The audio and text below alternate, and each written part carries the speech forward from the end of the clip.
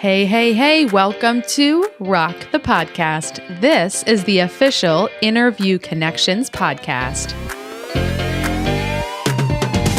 In today's episode, we are talking about download stats, every podcaster's favorite topic.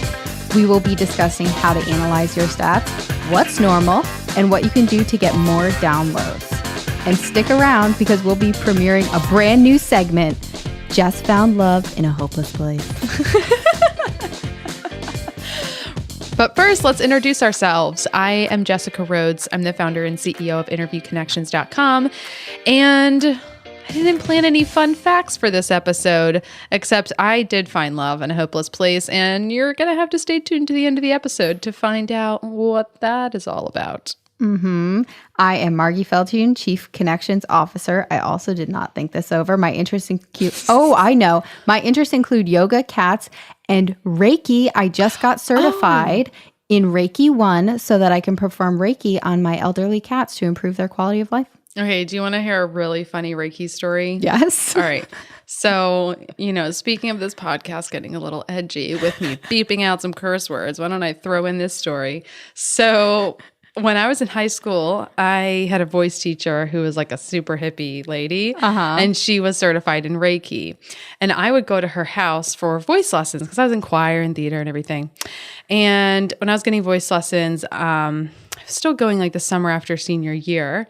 And I went to her house on a Wednesday at 3:00 was the voice lesson. And I walk in and she looks at me and goes, "You smoked weed this weekend, didn't you?" High school Jess. It's always the drama kids. That was and I had for the first time, and that was 3 days before I saw her. I wasn't stoned or anything when I saw her, but she could tell. There's marijuana in your aura. Yes. No, she can you can read auras. So I just thought that was, I was like, oh shoot. Yeah. So watch out, guys. I'm certified in Reiki, so I know what you did last weekend. Exactly. All right. So coming up, we're going to be talking about stats. Every podcaster's favorite topic. Stay with us.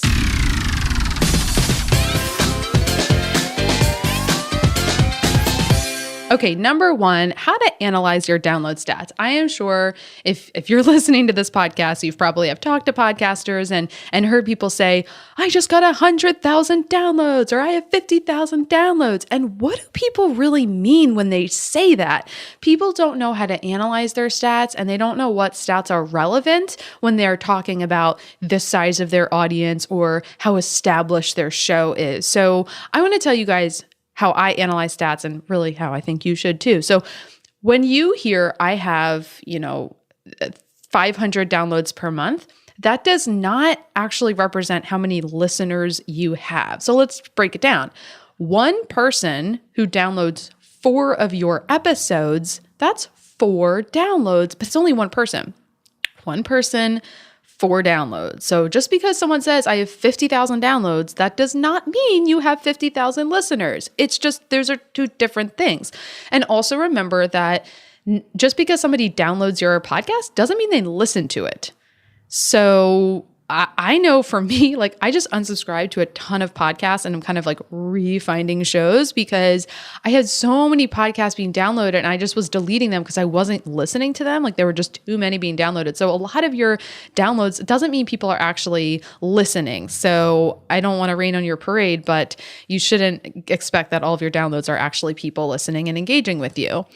Second, the downloads that you have each month isn't giving you a full story of how good your most recent episodes are. So here's what I mean. A lot of times when somebody finds your show, and if they really like it, they'll download your entire back catalog of episodes.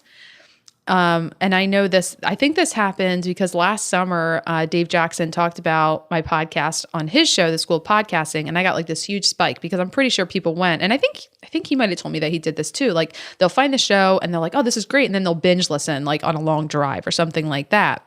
So in 1 month, you might have a ton of downloads. That's why a lot of people say, oh, I had 20,000 downloads this month. But that's people finding all their old episodes. What I care most about as a podcast, I want to know if people like my episodes now. Because a lot of people might have gone back and listened to all these interviews that I did with marketing experts back in like episode 20 of Roads to Success, but that doesn't really tell me how we're doing on this version of the show. So your monthly downloads is not really an accurate representation of how you're doing. The best way to analyze your stats to know how your podcast is right now is to look at how many downloads a single episode has after 30 days. So for the most part, the majority of the downloads that an episode will get is pretty much in that first month of being live on iTunes. So I got an example for you guys. So episode 125 of Roads to Success, which is basically this podcast, so it's just when it was called Roads to Success, was published on January 18th. Fun fact, that's my birthday. Irrelevant. It was a random pick. So it was published on January 18th. And as of today, over 4 months later, it has 401 downloads. But 320 of those downloads were in the first 30 days. So the best way to analyze your stats is publish a new episode, and 30 days after it's live, how many downloads does that podcast have? That's going to give you a pretty good idea of how many downloads you get. And then you could basically say about 20% of those downloads is probably how many people are actually listening to the entire thing. What do you think about that, Margie? I think it makes a lot of sense. It sure does. Okay. What's normal? What's normal? So stop being so shy about your download stats. The reason that podcasters don't know what's normal is because a lot of podcasters aren't open to sharing it. Yeah. It is like your weight. You know, the DMV does not know my accurate weight. It's a lie on my driver's license. Margie's analogy is way more appropriate than mine. I went off script there a little bit. She went off script. You know, think of other things on your body that you don't want to tell people how big it is. That's like how podcasters feel about download stats. They don't want to tell you because they're not sure like what's normal. Don't be shy. If we all knew what each other's download stats were, we'd be like, oh, wow, like you have 200 downloads an episode. Me too. I thought you were huge, but you're just like me. Okay. So I think the solution to this whole problem is in the podcasting community, we have to talk about how many downloads we have or else people don't know what's normal. Number two, if you do want some stats, the feed, which is the official Libsyn podcast with Rob Walsh and Elsie Escobar, they give a breakdown. I think they might do it every month of basically, you know, median stats of the podcasts that are on Libsyn. And since I think that's probably the most popular media host, you can assume that those stats are pretty accurate for all of iTunes. So if a show gets 1,400 downloads or more 30 days after releasing, they have more downloads than about 80% of the shows on iTunes. And if you have about 165 downloads, and give or take, that kind of number goes up and down a little bit, but after 30 days, you're doing better than half the podcasts on Libsyn, and we can assume iTunes. We also talked on episode 8 of Rock the Podcast to Perry Marshall, who reminded us about the 80-20 rule. So if you have 100 subscribers, it's likely that only 20% of those people are actually listening and actually care about 20 you. people. I wrote 20%, but really I said 100 subscribers to make the math easy. Sorry. Yeah. So those 20 people, those are your MVPs. Yeah. So the answer to what's normal, like it really depends on your niche. I mean, these stats, the stats that Rob and Elsie talk about in the feed, those can kind of give you an idea of, you know, of all the different podcasts out there. That's kind of the median numbers. But for your show, like it really depends on your niche. You know, the more specific and the more niche your podcast is, the chance, like your downloads are probably going to be a lot more modest, a lot smaller than a show that has a much more wider reach. Like, you know, shows about politics, like as long as somebody's interested in politics, they can basically talk to anyone. But, you know, for this podcast, for example, we're talking to people who are interested in podcasting or being a guest and also want to listen to a podcast about it. Like we have a pretty niche audience. So we're getting, you know, 200 to 400 downloads an episode. I don't really have these high expectations of getting 10,000 downloads an episode. That would be insane, I think. So just have like realistic expectations and don't worry if your, you know, audience isn't the size of like the Tim Ferriss show, because That's some general-ish right there. I like that you just shared our own numbers. I feel very exposed, but also I respect that. All right. How do you get more downloads? So unlike certain other things that you might be private about that you can't change, you can change your download numbers. So another reason to be open, because there is room for growth. There's definitely. So number one, you could just make a better podcast. Oh, there you go. What? Margie, we've talked about some podcasts that we like. We talked about S-Town. What, in your opinion, are ways that podcasters can make better shows? I think it's a lot like what Allie Brown was saying in episode 9 about the creativity. You can tell when someone loves podcasting for the sake of it, for the creativity. They really care about it. They take pride in it. Those are the shows you want to listen to. Absolutely. Podcasters also think that asking their listeners every episode to subscribe, rate, and review will get them more downloads. It's going to get us higher up in the iTunes ranking, and that's where people find shows. Okay, this is the path of most resistance. And I say that because I'm not saying that asking your listeners to subscribe, rate, and review is going to not help. But it will be it's the path of most resistance. I don't know how else to say it. There are much easier and more effective ways to grow your audience than begging your listeners to subscribe, rate, and review. Listeners subscribe, rate, and review when your show is really good.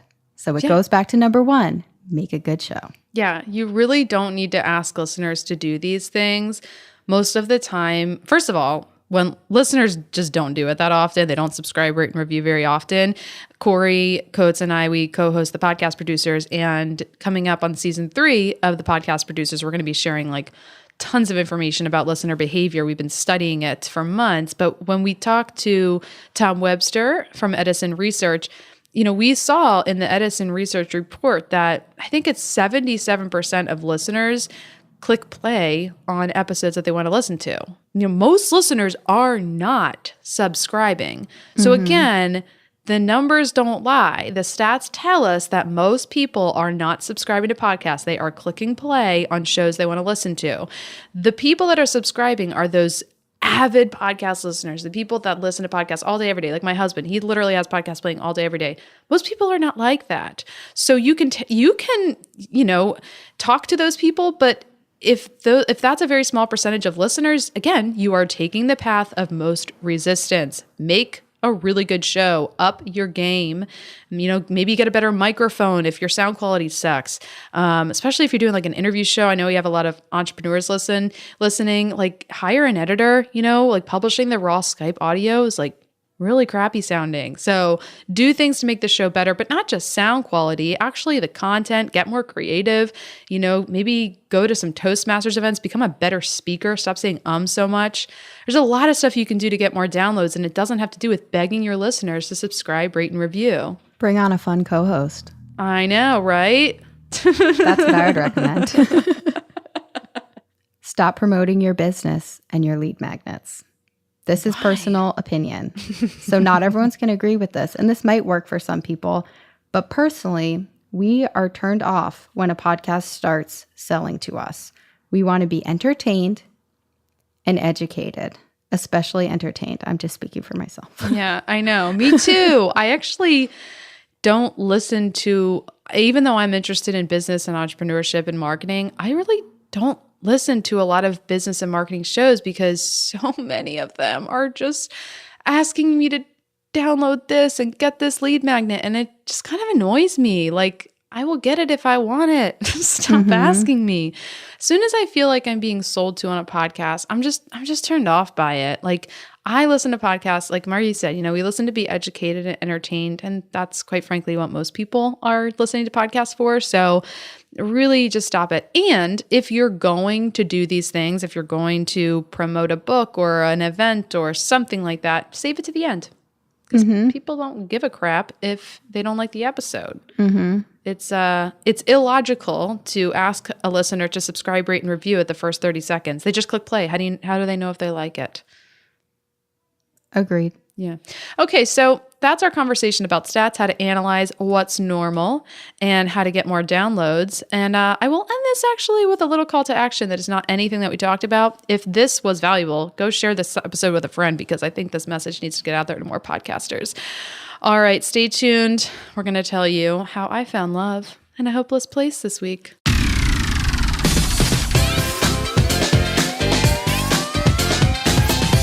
Shine a light through an open door. Love and life I will divide. Turn away 'cause I need you more. Feel the heartbeat in my mind. It's the way I'm feeling I just can't deny, but I've got to let it go. We found love in a hopeless place. And that place was the Nextiva tech support line. Oh my God. Okay, so guys, we kind of do a segment, like a different segment every week because we get bored. Short attention span. Short attention span.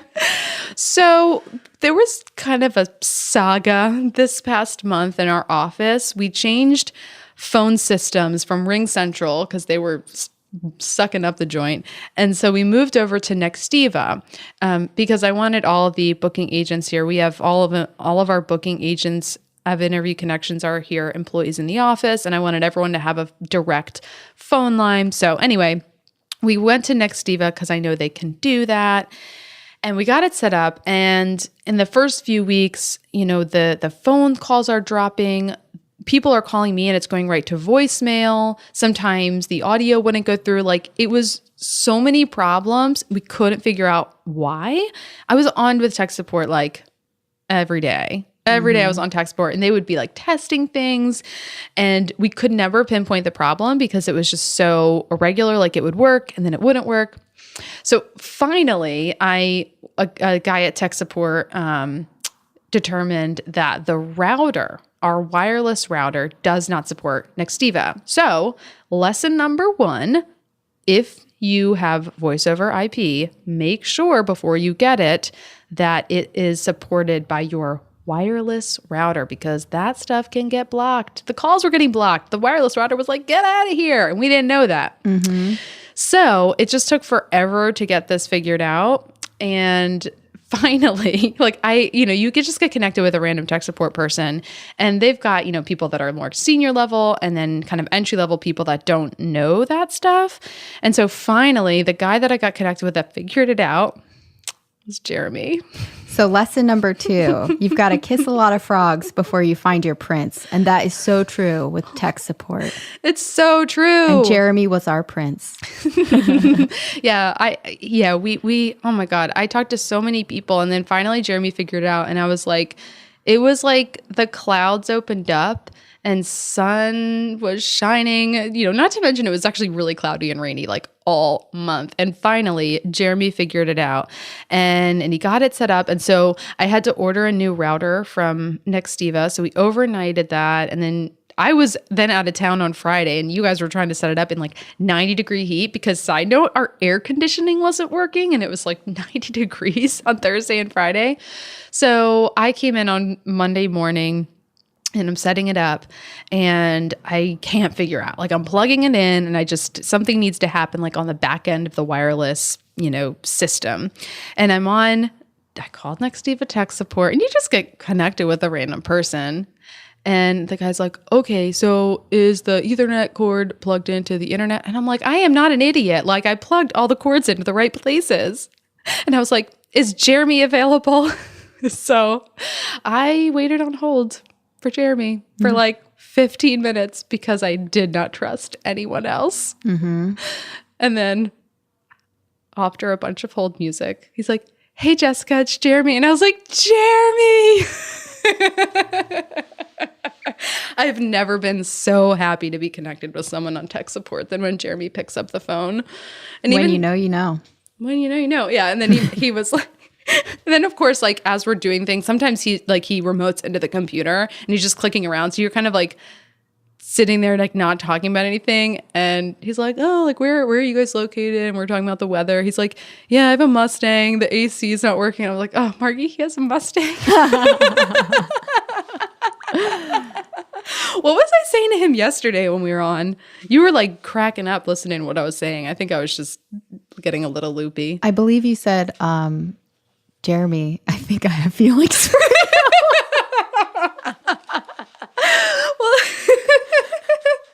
Well, like the whole issue was resolved, and we had spent so much time on the phone that I was like, I'm gonna miss you. Yeah.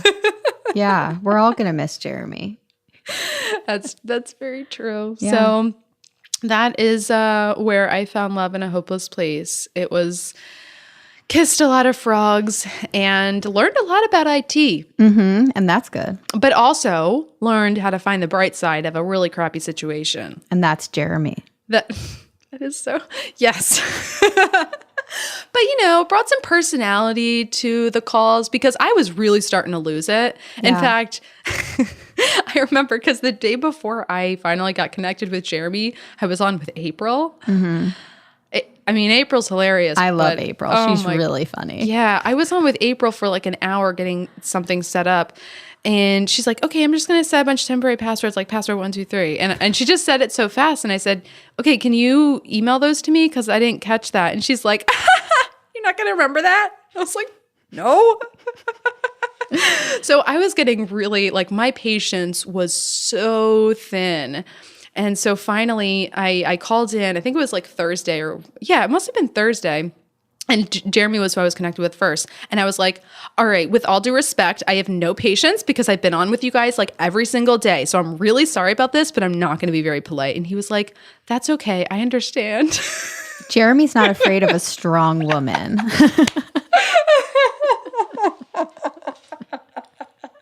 And so I was very clear because, when we're talking about customer service, I really don't like when you're unhappy with a service or a business, don't take it out on the front line people because he didn't build the interface. It wasn't his fault that, somebody didn't tell me I needed a new router, but he handled that like a pro. Mm-hmm.